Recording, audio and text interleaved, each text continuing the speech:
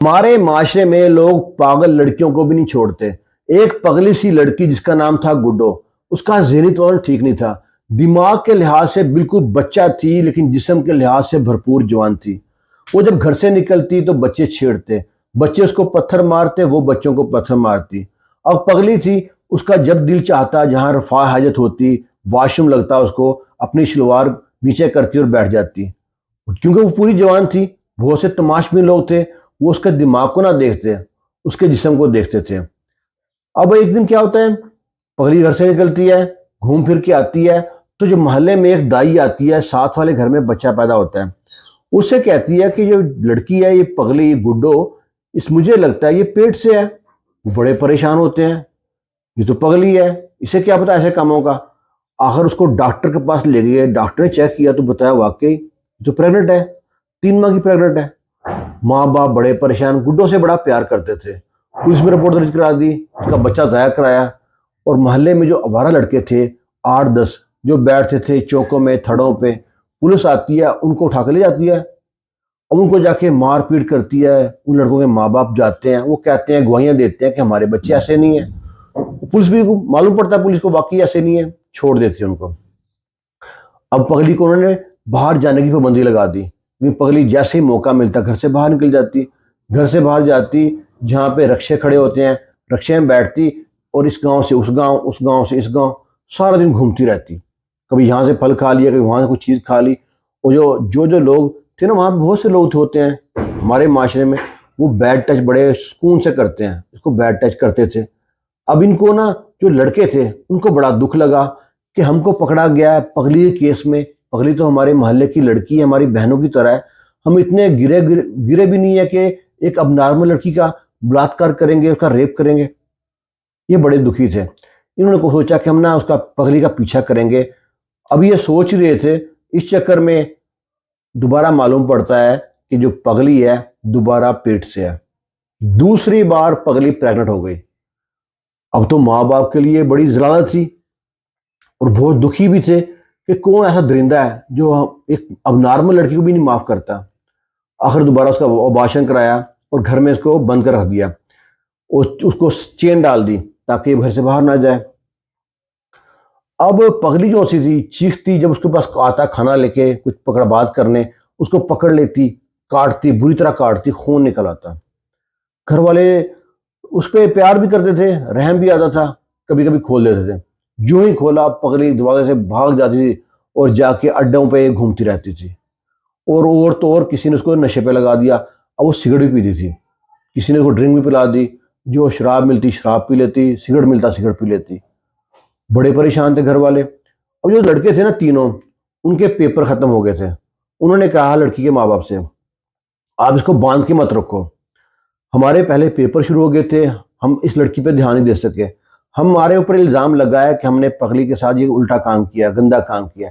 हम ये इल्ज़ाम साफ करना चाहते हैं और ये हमारे मोहल्ले की बहन बेटी है, चाहे पगली है, हम इसको इंसाफ दे के रहेंगे। हम आप इसको बांध के मत रखें, हम पीछा करेंगे, लग जाती कहाँ है, किससे मिलती है, आखिर वो बंदा कौन है जिसने इसके साथ इतना गलत काम किया है। उन्होंने छोड़ दिया उसको। अब ये चारों लड़के मुख्तलिफ रास्तों से पीछे रहते उसके। पगली जाती है पहले, वहाँ पे बस खड़ी होती है, बस में चढ़ती है, जो कैलेंडर जानते होते हैं वो भी इसको बैड टच करते हैं। ये उतरती वहाँ से, फिर फल फ्रूट की दुकान में जाती है, यहाँ से फल लेती है, फल खाती है। और फल जब उठाती है तो वहाँ भी वो जो फ्रूट वाला है उसको बैड टच करता है। फिर जाती है दूध की दुकान में, दूध पीती है, कोई चीज़ लेती है, कोई मिठाई खाती है, वहाँ भी कई लड़के होते हैं उसको बैड टच करते हैं। वहाँ से निकलती है घूमते फिरते, जब दोपहर हो जाती है, एक आके रक्शे में बैठ जाती है। जब रक्शे में बैठती है, रक्शे में अकेली होती है, रक्शे चल पड़ता है।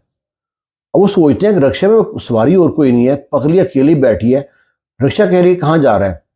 उनको शक आया रक्शे वाले पे। उन्होंने सबके नाम बाकी नोट कर लिए कि किस किस ने बैड टच किया है। अब वो रक्शे वाले के पीछे लग गए लड़के। रक्षा वाला रक्षा लेके आता है नहर के ऊपर। नहर के ऊपर था आइसक्रीम पार्लर बना हुआ था, जहाँ पे आइसक्रीम खाने को मिलती है। उस टाइम तो वहाँ पे घाघ नहीं थे, दोपहर का टाइम था, नहर सुनसान थी। उस कमरे के जहाँ पे आइसक्रीम पार्लर बना हुआ था, साथ एक कमरा बना हुआ था। उसने रक्षा रोका उसके पास और पगली का हाथ पकड़ा है, खींच के वहाँ ले जा रहा है। और जब वो पगली को खींच रहा है, लड़के आए हैं और आनन फानन लड़कों ने उसको पगली को छुड़ाया। उस लड़के को मारते पीटते हुए हाथ मुंह बांध लिए, उसके पांव बांध के मोटरसाइकिल पर डाल के ले आए। लाके कुछ नहीं पूछा उसको, पगली को लाके उनके माँ बाप के हवाले किया और लड़के को मारना पीटना शुरू कर दिया। खूब मारा है। और लड़का लहू लहान हो गया, हाथ पांव जोड़ता है, माफिया मांगता है, उसका मुंह से कपड़ा हटाया, कहता मुझे मार क्यों रहे हो। वो कहता तुमने पगली को 3 बार प्रेग्नेंट किया, तुमने ज्यादती किया, जिना किया। अब वो समझ गया सारी बात। उसको डर था कि इस तरह ये मार रहे हैं ना चारों, इनकी आंखों में खून उतर आया, इनको जान से मार देंगे। वो कहता मैं अकेला नहीं था, उसने अपनी जान छुड़ाने के लिए बाकी दोस्तों के नाम ले लिए। कहता मैं अकेला नहीं इस काम में, और भी लड़के थे। कहता और लड़के कौन है। वो तो आइसक्रीम पार्लर में जाओ, वहाँ पे फलां फलां लड़के इसके इंतजार में बैठे थे। वो तो शुक्र है तुम लोगों का ध्यान नहीं पड़ा, वरना वो बाहर आ जाते तो तुम्हारी खैर नहीं थी। अब ये ना समझ गए कि वहाँ पे लड़के ज़्यादा हैं। वो बोलता है 7-8 लड़के हैं जो इसको अपनी हवस का निशाना बनाते थे, और ये काम रोज़ का था। जिसको जोहर के टाइम उठाते थे, वहाँ पे लेके आके मगरिब तक रखा, कभी कभी असर तक रखा। जितने लड़के आते थे बारी बारी इसका रेप करते थे। उन लड़कों को इतना दिल गुस्सा आया कि सोचते हैं इसको हमें कत्ल कर दें। उन लड़कों ने पहले फ़ोन किया लड़की के माँ बाप को, जो पगली है गुड्डो, उसके माँ बाप आए, पुलिस को कॉल की, पुलिस भी आई, उसका बयान दर्ज किया, उसने रेड की। वहाँ से 7 लड़के वो भी उठाए, ये भी उठाया, सबको उठाया था कि हवालात में कर दिया। वहाँ से 5-6 दिन बाद उनकी ज़मानत हो जाती है। ज़मानत पे सारे बरी हो जाते हैं और पगली वहीं पे घूम रही है।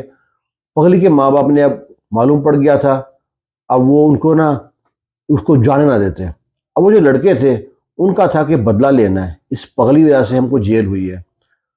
पगली को वो हर टाइम घर में रखते, नजर रखते, और किस टाइम पगली शाम के वक्त घर से कैसे एकदम बाहर चली गई पता ना चला। अब उसको नशे की आदत भी लग गई थी, शराब भी पीनी थी, सिगरेट, पक्के सिगरेट जो होते हैं वो भी पीती थी। उसका जिस्म टूटता है। उसके कहीं घर के इर्द गिर्द वो जो उनमें से 7 लोगों में से एक लड़का था, उसको दूर से सिगरेट दिखा रहा है। पगली सिगरेट के चक्कर में घर से बाहर कैसे भाग के बाहर पहुंची है। साथ ही खेत थे, खेत में ले गए, उसके साथ वहां पे 7 लड़कों ने बुरी तरह ज्यादती की। ज्यादती के बाद उसका गला काट के वहीं पे छोड़ के भाग गए, और केस कुछ भी नहीं बना अभी तक। पुलिस ने 4-5 दिन के पीछे घूमे फिरे हैं, वो लड़के अपने शहर छोड़ के कहीं और चले गए। उसके बाद अभी तक उनके मुजरिम पकड़े नहीं गए। लेकिन अल्लाह की लाठी बड़ी बेआवाज है। जहाँ इंसाफ नहीं है तो अल्लाह के पास तो इंसाफ है। अल्लाह ये दुनिया में भी इंसाफ करता है और आखिरत में इंसाफ करता है। लेकिन हमारा माशरा कितना गिरा हुआ है, एक अब नॉर्मल बच्ची, उसको भी माफ़ नहीं करते। आपने ये वाकया हो सकता है पहले सुना हो या ना सुना हो, लेकिन आपके इर्द गिर्द मोहल्लों में कोई ना कोई ऐसी बच्ची होगी अब नॉर्मल, जिसका जहन ठीक नहीं होगा, और उसके भी आपने इस साथ ये वाकया सुना ज़रूर होगा। इस वीडियो के बारे में आपकी राय का इंतजार करेंगे। खुश रहें, शाद रहें, आबाद रहें। अल्लाह हाफिज़।